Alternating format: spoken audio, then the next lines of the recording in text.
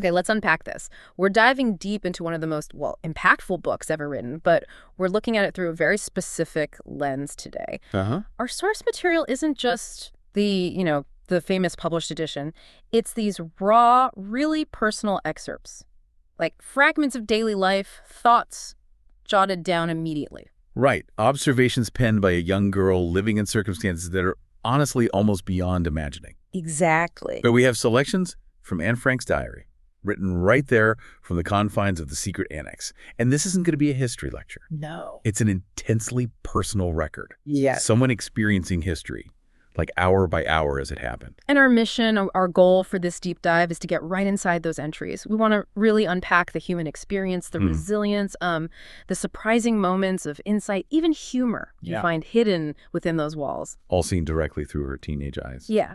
Think of it as a shortcut, maybe, to understanding the lived reality behind this incredibly famous document, getting beyond the headlines. It's about finding the person, not just the historical figure, within these pages. So before life in the Annex began, Anne was, well, from her early entry, she sounds like a wonderfully typical, if pretty sharp, 13-year-old schoolgirl. Absolutely.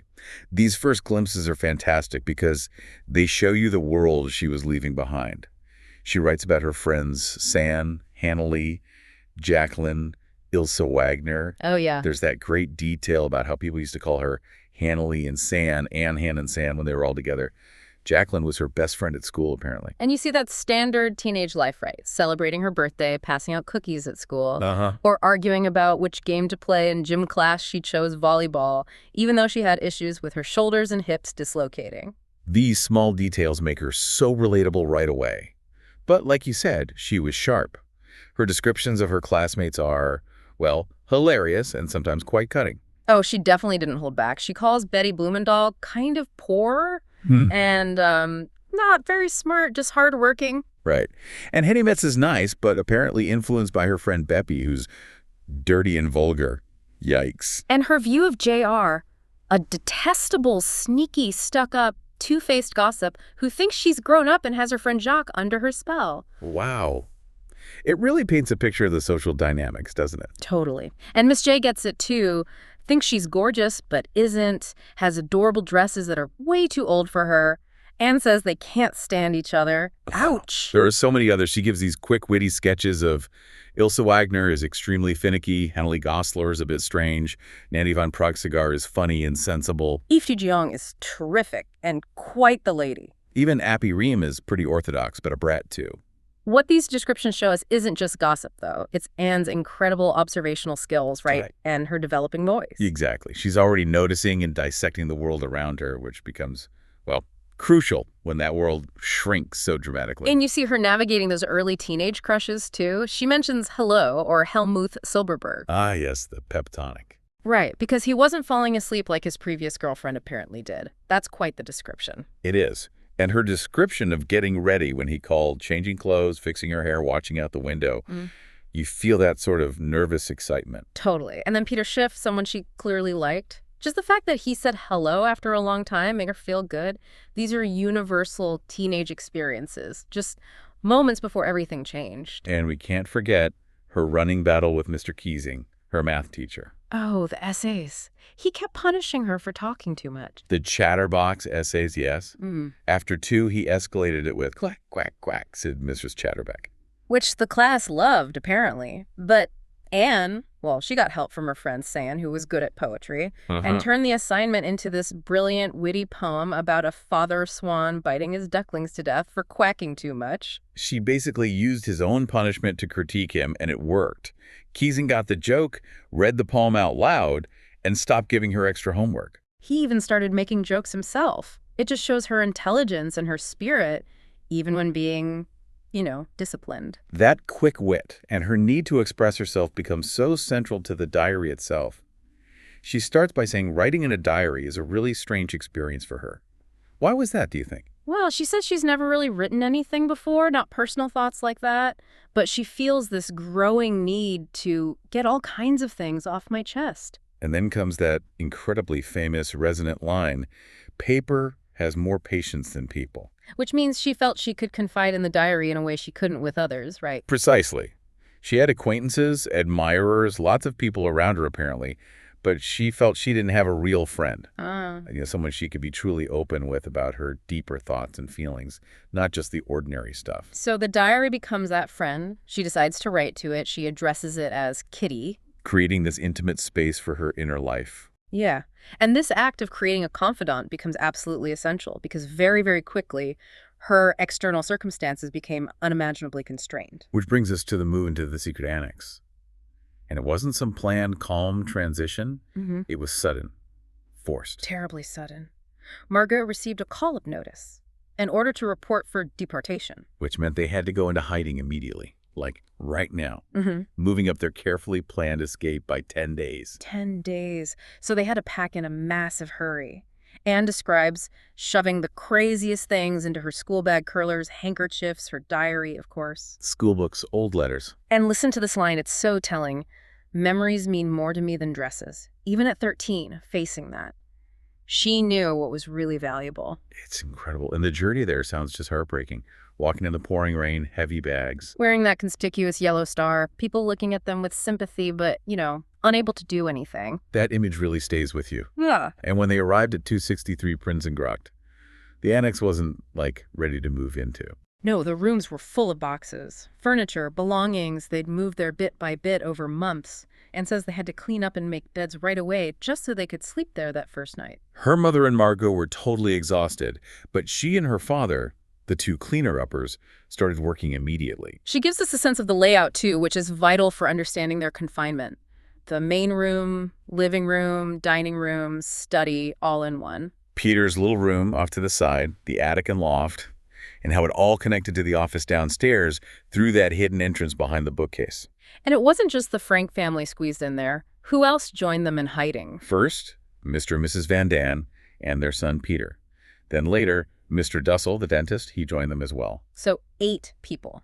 Crammed into this relatively small space, you can immediately see how that would create tension, difficulties. Oh, yeah. And Anne's diary chronicles these with, unflinching honesty. The restrictions imposed by hiding were just constant. Noise was a huge issue. They couldn't run water when people were in the office below. Margot wasn't allowed to cough at night when she had a cold. Right. They had to be absolutely silent during the day because the buildings next door were a keg company branch and a furniture workshop.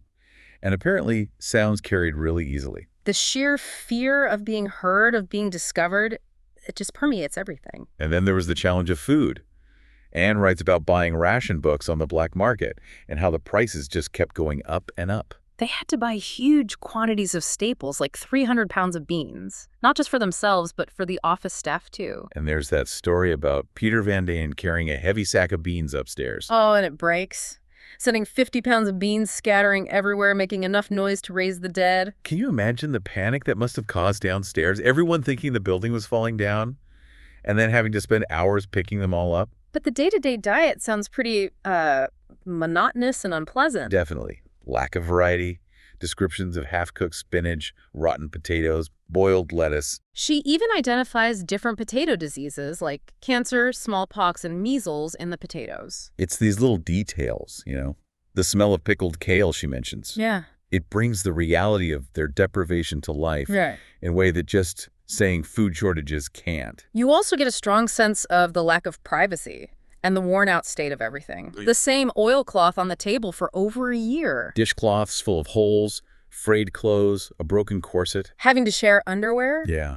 They live with this constant reminder of their reduced circumstances, just longing for simple things like new clothes and hoping to regain some sense of normalcy after the war. Living in such close quarters with people from different families, different temperaments, it inevitably led to friction, right? Absolutely. And Anne becomes this sharp, often critical observer of all these interpersonal dynamics. She documents the frequent arguments, especially between Mr. and Mrs. Van Daan. She mentions a terrible fight over something tiny. And that specific, really memorable screaming match over Mrs. Van Daan wanting to sell her 17-year-old rabbit fur coat to get some money. Her descriptions of their personalities are very revealing, too. Mrs. Van Daan, who Anne sees as dramatic and fearful, makes this bizarre claim about being very modest and retiring, too, much more so than my husband. Right after Anne describes her as pushy. And Anne also notes Mrs. Van Daan speaks abominable Dutch. There's that comical moment during Mrs. Van Dan's dental appointment with Mr. Dussel where she flails around so much he gets his probe stuck in her tooth. Mr. Van Daan comes across as teasing, especially about Margot's eating habits, and grouchy when he can't get cigarettes. And there's an argument with Peter over him reading a forbidden book. The arrival of Mr. Dussel also shifts the dynamics. He's initially astonished, thinking the Franks were in Belgium. Yes, stammering aber, but are unique in Belgium. Anne finds him difficult, slow to understand things, constantly asking questions, and his loud nighttime potty routine is a definite source of irritation for her. She even calls him a hypochondriac, which actually she also applies to Peter initially. And there are hints of conflict over food, right? With Dussel allegedly being stingy with oranges and stuffing himself when others weren't looking. And then there's the major conflict over the writing table. Anne, even though she's the youngest, she stands her ground. She does, insists on her right to use it for her studies and, crucially, her writing. It's an early sign of her determination, I think. Her relationships within her own family are also complex, and they're evolving in this environment. She's frequently frustrated with her mother. Yeah, feeling misunderstood, longing for a warmer, more understanding connection. A mom versus a momsy. But she idolizes her father, sees herself modeling after him, though she sometimes feels he favors Margot. And wishes he would see her for who she is, not just as his daughter. Her relationship with Margot is also nuanced. She teases her sister about being a paragon of virtue, but also observes their different ways of interacting with their mother. What we see here is the intense pressure of confinement just amplifying existing family dynamics, for better or worse. Small annoyances become huge points of friction. Exactly. Yeah. And the need for connection is also heightened. And always present was the external threat, the terrifying reality they were hiding from. News from the outside world brought immense fear. Anne records these devastating reports. Jewish friends and acquaintances are being taken away in droves, transported in cattle cars to Westerbork, facing a dreadful fate. She describes seeing long lines of good, innocent people accompanied by crying children walking on, ordered about by a handful of men who bully and beat them. That personal testimony. It brings the historical scale of the horror down to the level of individual suffering in a way that statistics just never could. There was also the immediate fear during air raids and machine gun fire. Right. That detail about her father initially insisting on total darkness until her mother lit a candle, saying, after all, Anne is not an ex-soldier. It captures both the tension and that sort of dark humor people sometimes use to cope. The burglary scare is a chilling, specific incident she recounts, hearing noises downstairs. The terrifying possibility of police hiding upstairs, the tension. And then finding out what was stolen. Cash boxes and sugar coupons.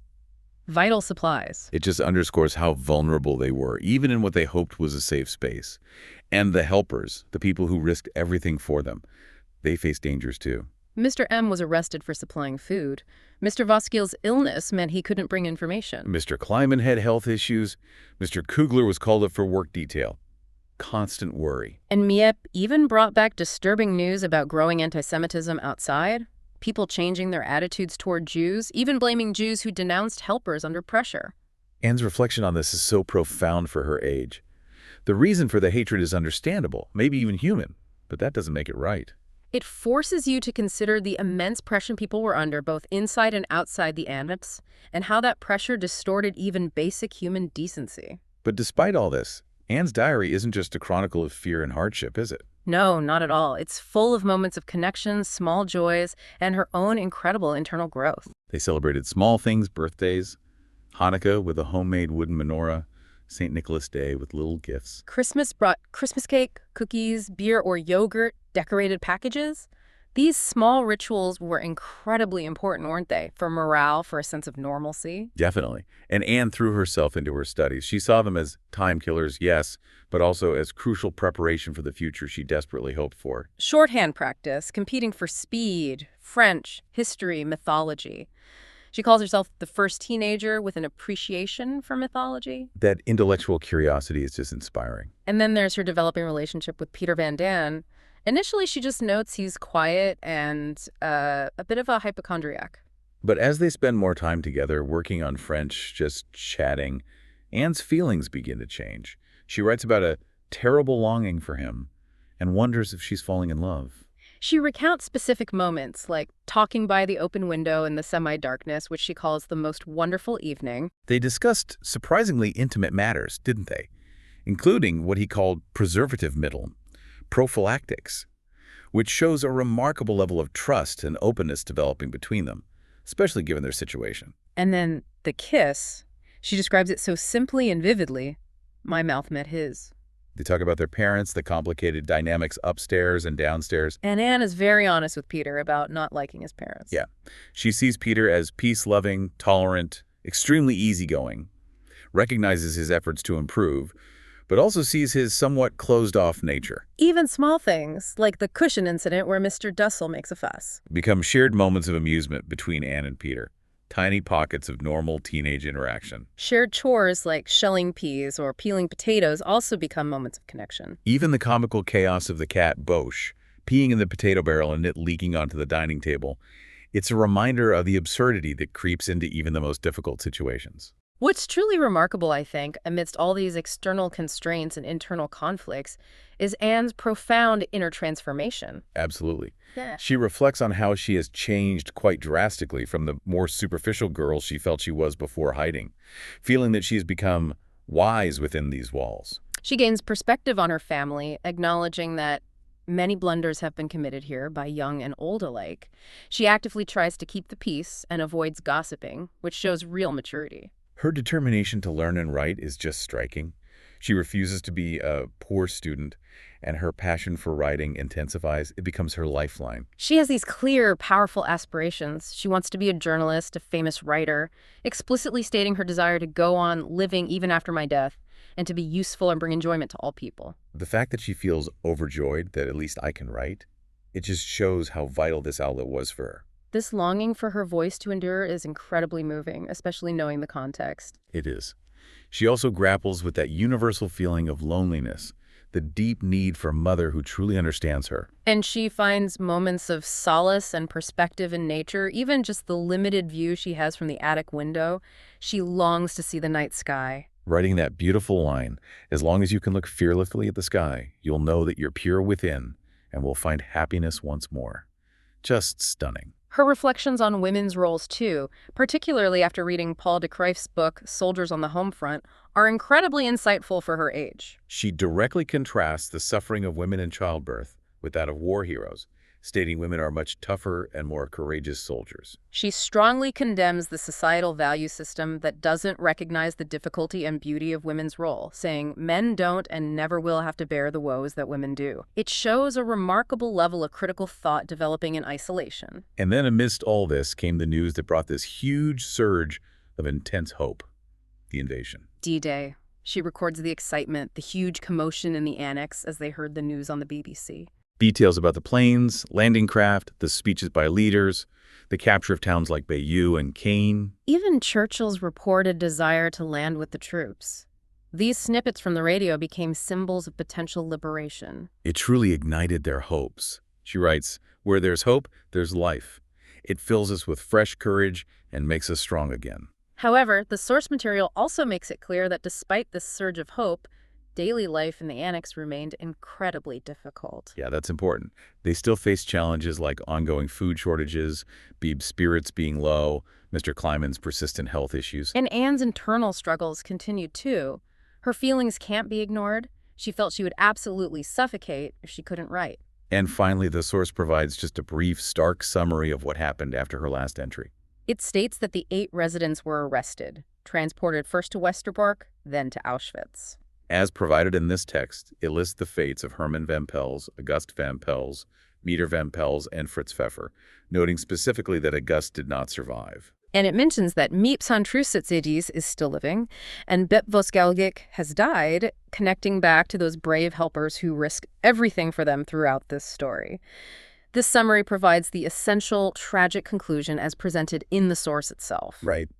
So as we wrap up this deep dive, we've really traveled through Anne Frank's diary entries. We've seen her evolve from a witty, observant schoolgirl into a young woman grappling with fear, confinement, relationships, her own identity. All while holding on to hope and finding her voice through writing. Her words capture not only the terrifying historical reality of living in hiding during wartime, but also that universal human experience of growth, conflict, connection, fear, finding meaning even in the most impossible circumstances. It truly highlights that incredible contrast, doesn't it? Between the terrifying, oppressive external world and the rich, complex internal world she courageously built and chronicled within the Annex walls. Reading these personal accounts gives you a unique, almost visceral understanding, filled with surprising details and insights into the resilience of the human spirit that, you just can't get from historical summaries alone. Absolutely. Anne Frank longed to live on after her death through her writing. She wanted to be useful, to bring enjoyment. Considering the power of her words, the window they offer into not just a historical moment, but the depths of human experience that we've just explored, what does that tell us about the lasting impact a single voice can have, even when raised from the most challenging and confined circumstances?